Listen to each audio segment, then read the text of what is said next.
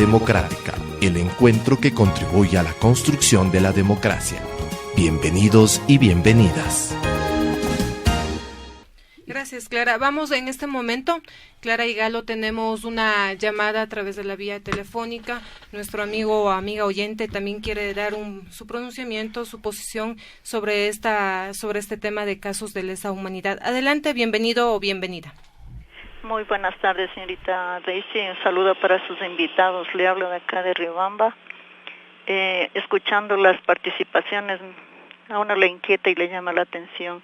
Y sobre todo le indigna la defensa de un sistema perverso del que somos víctimas la humanidad entera. Aquí no hay orden. El único orden existente es el de tipo económico, ¿no? Le he escuchado al señor militar hablar de bandas terroristas armadas y yo le hago la pregunta, ¿no son más terroristas los que gastan el dinero del pueblo en las armas supuestamente para la seguridad, para su seguridad, de las hordas corporativas dueñas del mundo, que son las peores terroristas?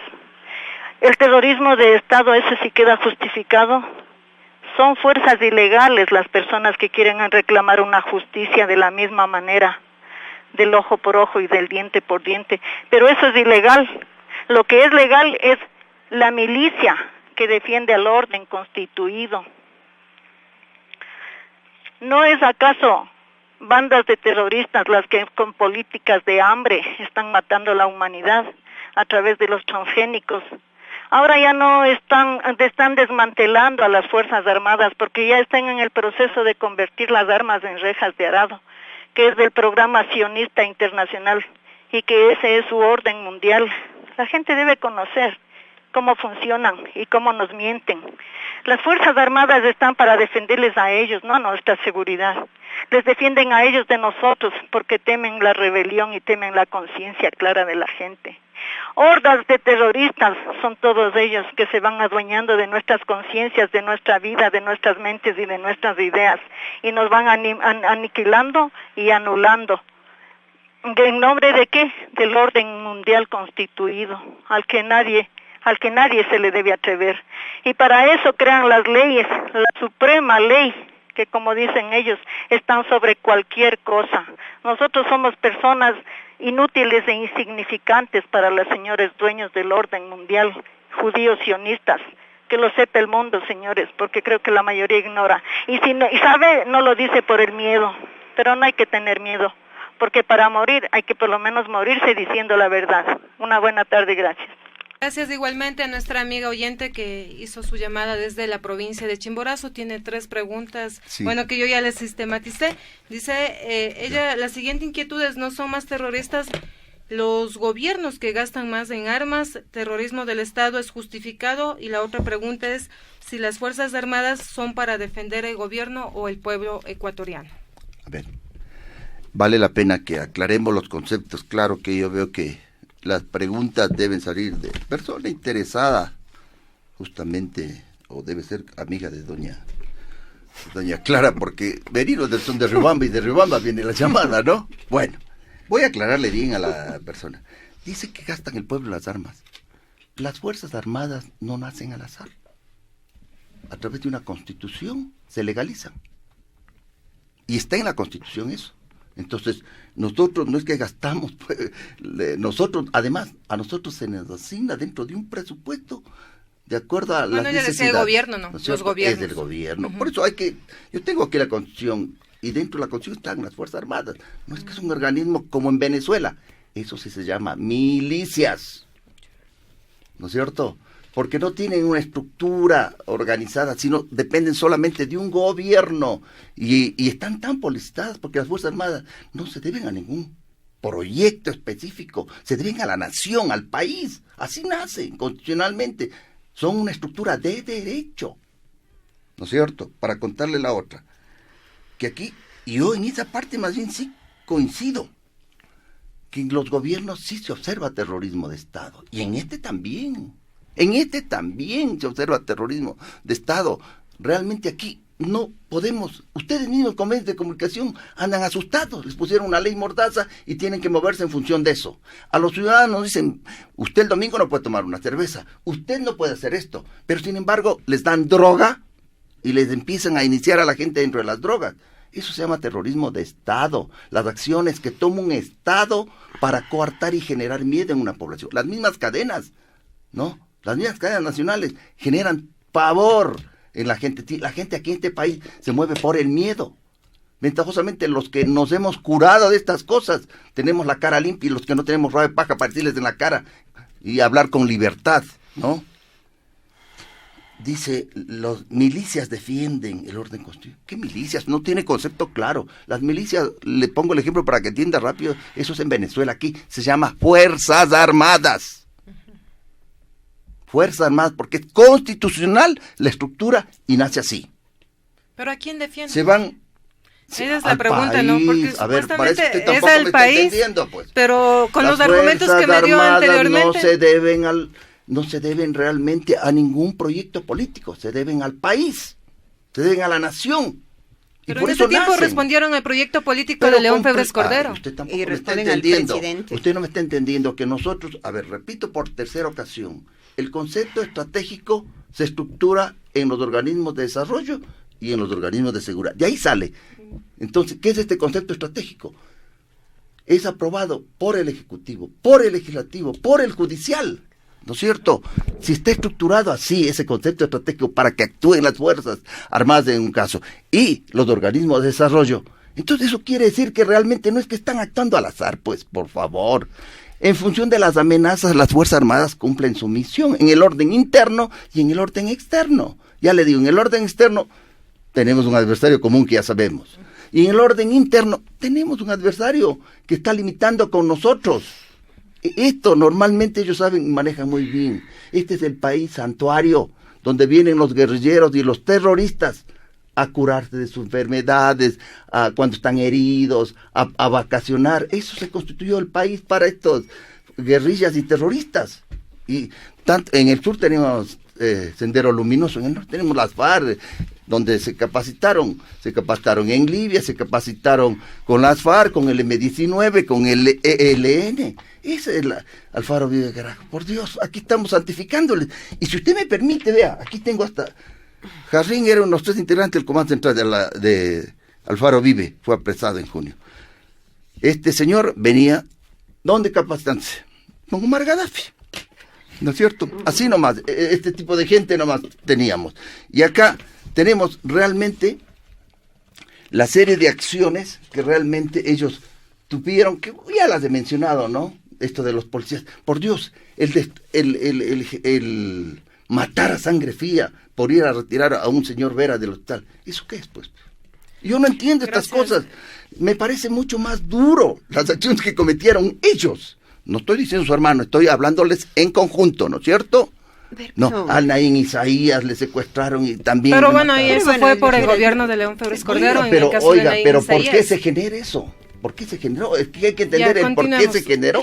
Gracias, Galo. El caso de Luis Vaca, Susana Cajas y Javier Jarrín, como usted bien lo mencionó, no es el único caso, existen más casos. Quisiera saber qué está pasando actualmente con estos casos que no han sido tomados en cuenta por el gobierno nacional. Mire, nosotros incluso hemos presentado hicimos una audiencia temática en la CID, porque estamos muy preocupados del incumplimiento de todas las observaciones de la Comisión de la Verdad y del compromiso que hizo el señor presidente para se cumplieran todas las recomendaciones, y deberíamos estar en procesos ya realmente de verdad, justicia y reparación integral, los cuales no se están cumpliendo. Apenas está el 4%, no han entrado a judicialización los demás casos. O sea, está un proceso demasiado lento para nuestros criterios. Entonces, más bien por eso hemos ido con protestas para que se cumpla, porque ya han pasado 5 años y hay un incumplimiento muy grande de todo lo que fue ofrecido por el mismo presidente cuando aceptó el informe de la Comisión de la Verdad. Yo creo que también allí, a decirlo con tranquilidad, o sea, como lo dice el abogado Juan Pablo Albán, más bien, ¿no es cierto?, a los presuntos perpetradores de delitos de lesa humanidad, y graves violaciones de derechos humanos cometidos acá, estamos como pidiendo la cuestión de un debido proceso. No es una cuestión de atacarles, de atacar a la institución, no, sino pidiendo que se dé un debido proceso para que la justicia, ¿no es cierto?, pueda determinar, y estamos descontentos con el tipo de justicia, porque debería acelerarse y debería ser, ¿no es cierto?, más ágil, debería ser más independiente, no dejarse presionar ni por el Poder Ejecutivo, ni por el Ejército, ni por las Fuerzas Armadas, ni por la Policía Nacional, sino realmente cumplir una función de independencia. También estamos, ¿no es cierto?, totalmente de acuerdo en que vivimos una etapa de criminalización de las protestas sociales, de las luchas sociales, y por eso nos da más temor todavía de que la impunidad en estos casos vuelva, ¿no es cierto?, a crear el ambiente para que esto se repita. ¿Y qué pasa si este caso del caso de Jarrín, Vaca y Cajas se diluye? ¿Qué va a pasar para ustedes? ¿Qué representa si se llega a diluirse? Es gravísimo, es llegar, ¿no es cierto?, a la total impunidad, a la falta de memoria para el pueblo ecuatoriano, a que se vuelvan a repetir, como digo, a que se dé puerta abierta para que en este país se sigan repitiendo delitos de lesa humanidad y graves violaciones de derechos humanos por parte de Fuerzas Armadas, de policía, del Estado. Coronel, con esto ya finalizamos, tenemos solo 2 minutos para que usted nos diga su caso concreto, ¿no? Tengo entendido que usted es una de las personas que ya, como mencionó, acusado de sabotaje y terrorismo por irrupción, ¿no?, en las instalaciones del canal del Estado Ecuador TV. ¿Cómo está su caso, cómo avanza y cómo ha impactado esto a su familia y sobre todo a usted como persona? Vea, tiene mucha relación con el caso de que se está hablando aquí de lesa humanidad. No saben aquí realmente la justicia, me da una tristeza saber cómo aquí acusa la justicia. A nosotros nos acusaron de terrorismo y sabotaje. Es terrible. ¿No? ¿Se da cuenta? Terrorismo. ¿Por qué? ¿Se invierten ahora los papeles? No, me risa. A mí me ha causado risa. Además ya prescribió esto. 5 años esperado, tengo buenos abogados y ya prescribió este asunto. El 16 de este mes prescribió este caso. Pero vea, yo ingresé aquí al canal del Estado. Yo tengo un movimiento que se llama Defensor de la Libertad cuando sentí que este gobierno empezó realmente a los periodistas, a los periódicos, a los canales de Estado, a la radio, ¿no? Empezó a cortarles y realmente nadie podía aquí sentirse libre. Entonces ahí nació mi movimiento Defensores de la Libertad. Y yo entré al canal a pedir, porque además tiene pésimos abogados, incluyendo ese que le tiene a la presidencia, a Mera creo que se llama, no, los de estado de excepción no saben ni hacerlos, no, ese estado de excepción decía, no, o se lo hizo con el sentido de que realmente cierta información no podía ser transmitido por los medios, pero decidieron aquí que solo el canal del Estado transmita y el resto nada. Entonces fuimos a eso, a ver que se abra la señal a todos los medios de comunicación. Eso es lo correcto, la misma Constitución nos protege, el artículo 164, 165 de la Constitución, a eso fuimos, y eso es terrorismo de Estado. ¿Al que habla, en mi caso? Se habla de que se rompieron unas puertas. Bueno, pues entonces, a los que rompieron las puertas, y no aparecen los que rompieron las puertas. Sin embargo, decidieron juzgarnos a todos, ¿no es cierto? Con Pero lo curioso de todo esto, después de haber transcurrido 5 años, ¿no es cierto?, en la Corte de Justicia, en esta fase de casación, finalmente estos jueces, porque aquí, como digo, no cumplen disposiciones jurídicas ni sentencias, disposiciones políticas, esto es manejado todo. Entiendo que hasta el mismo caso, porque le interesa al presidente manejar estos casos, ¿no es cierto?, los maneja de esta manera. De repente, cambia todo. Entonces, era de 8 a 12 años como terroristas. Logré hacer una exposición de lo que significa. Dentro de un estado de insurgencia hay movimientos subversivos. Nace la subversión, nace el terrorismo, ¿no? Y dentro de la subversión hay el sabotaje, el terrorismo, la guerrilla. Entonces eso daba de 8 a 12 años. Finalmente en una exposición nos dejaron en 4. Y la corte se define por 18 meses. Y con cosas, pero todo fuera de serie, ¿no? No tienen, ya digo, me da risa y me da tristeza saber el tipo de justicia que tenemos en este país. Nos acusan por suspender un servicio o paralizar un servicio. ¿Qué paralización del servicio? Si el mismo perito le dice que único hubo es el desenganche, que yo también estos términos recién los aprendí ahí, del Canal 7, que era el RTV Televisión en ese entonces, al Canal 2. Eso se ha sabido llamar desenganche. Yo no conocía, un mismo perito lo dijo. Y el canal nunca se paralizó. ¿Por qué? Las expresiones de este gerente de este canal, de un señor Arrosemena, dice, gracias a Dios, y lo dice 2 veces. Jamás se suspendió la señal de nuestro canal. Y nos acusan por eso. Entonces estamos cumpliendo. Yo con todas las herramientas jurídicas he demostrado que esto ya prescribió, que no soy ningún terrorista, y realmente no tienen de dónde cogerse, porque si yo, discúlpeme que sea expresivo, si yo tuviera rabo de paja, ya este gobierno hace fechas, si hubiera buscado las formas de hacerme un daño, ¿no? Y no lo va a poder. Gracias a Galo Monteverde, coronel en servicio pasivo, y también a Clara Merino. Muchas gracias por estar presentes del día de hoy y dialogar sobre este tema de casos de lesa humanidad. Ágora Democrática, un espacio orientado al fortalecimiento y participación de la ciudadanía. Ágora Democrática, el encuentro que contribuye a la construcción de la democracia. Ágora Democrática, les esperamos en nuestra próxima emisión.